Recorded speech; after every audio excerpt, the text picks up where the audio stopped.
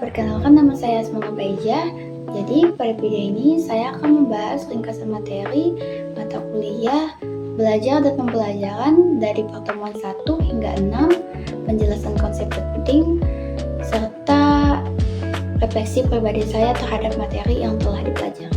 Pada pertemuan pertama, kita mempelajari bahwa belajar adalah usaha atau aktivitas dari sisi peserta didik untuk merubah sikap atau keterampilan dengan tujuan memahami, menguasai ilmu pengetahuan, dan mengatasi permasalahan. Sedangkan pembelajaran adalah upaya terencana dan sistematis dari pihak penyelenggara untuk menciptakan lingkungan yang mendukung kegiatan belajar. Proses belajar sendiri adalah upaya untuk memahami atau melakukan hal baru yang dipengaruhi oleh dua kondisi utama, yaitu kondisi internal, fisik dan mental peserta didik, dan kondisi eksternal, lingkungan sekitar. Pertemuan kedua membahas 8 standar proses pendidikan berdasarkan Peraturan Pemerintah Nomor 19 Tahun 2005, yaitu 1. Standar isi, materi dan kompetensi yang harus dipelajari. 2. Standar proses, cara dan kegiatan pembelajaran yang efektif. 3. Standar kompetensi lulusan, kemampuan yang harus dimiliki lulusan. 4. Standar pendidik dan tenaga kependidikan, yaitu kualifikasi, kompetensi, dan profesionalisme. 5. Standar sarana dan prasarana, kelengkapan fasilitas dan lingkungan belajar. 6. Standar pengelolaan, yaitu tata cara pengelolaan dan administrasi pendidikan. 7. Standar pembiayaan, sumber dan penggunaan dana yang transparan. 8. Standar penilaian, prosedur pengukuran pencapaian kompetensi. Pada pertemuan ketiga, kita mempelajari tahapan proses belajar yang meliputi menerima dan memproses informasi, mentransformasi informasi, mengevaluasi atau membandingkan, serta membuat analogi atau mengaplikasikan kembali.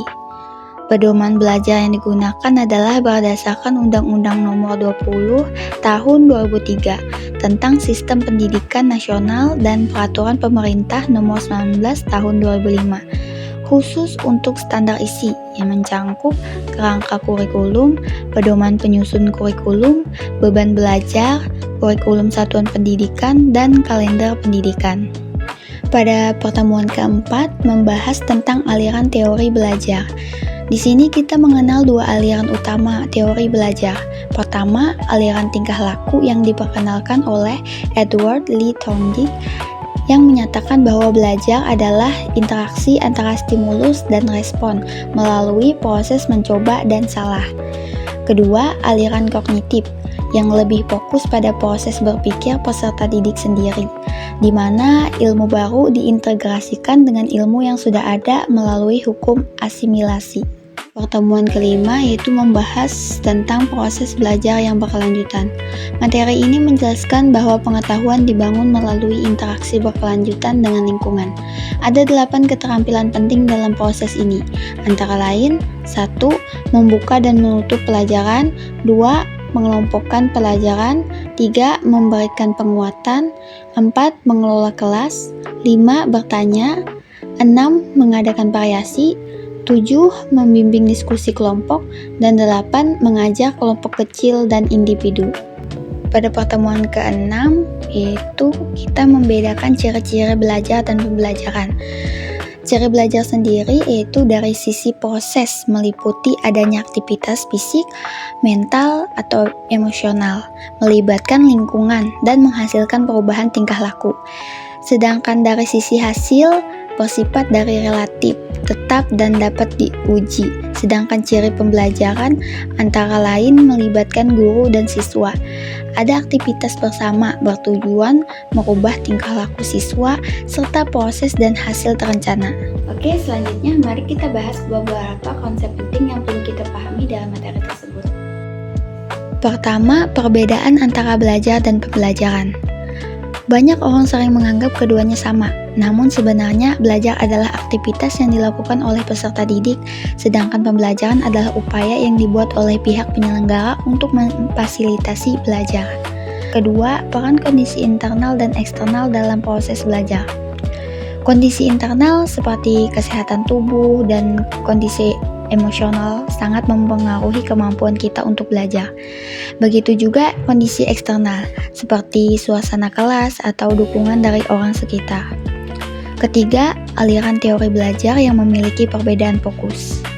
Aliran tingkah laku melihat belajar dari sisi perilaku yang teramati, sedangkan aliran kognitif melihat dari sisi proses berpikir yang terjadi di dalam diri peserta didik. Keempat, proses belajar yang berkelanjutan. Konsep ini menunjukkan bahwa belajar tidak hanya terjadi di dalam kelas, tetapi juga di luar kelas dan sepanjang hidup kita, melalui interaksi dengan lingkungan dan orang lain. Setelah mempelajari materi dari pertemuan 1 hingga 6, saya mendapatkan banyak pemahaman baru. Sebelumnya, saya menganggap belajar hanya sebatas menghafal materi untuk ujian. Namun sekarang saya menyadari bahwa belajar adalah proses yang kompleks yang melibatkan pikiran, perasaan, dan lingkungan sekitar. Pemahaman tentang proses belajar dan pembelajaran ini sangat bermanfaat, terutama ketika saya akan menjadi seorang pendidik atau fasilitator pembelajaran di masa depan. Demikian penjelasan mengenai materi belajar dan pembelajaran dari pertemuan 1 hingga 6 yang telah saya pelajari. Terima kasih atas perhatiannya, sampai jumpa dan sukses selalu untuk kita semua.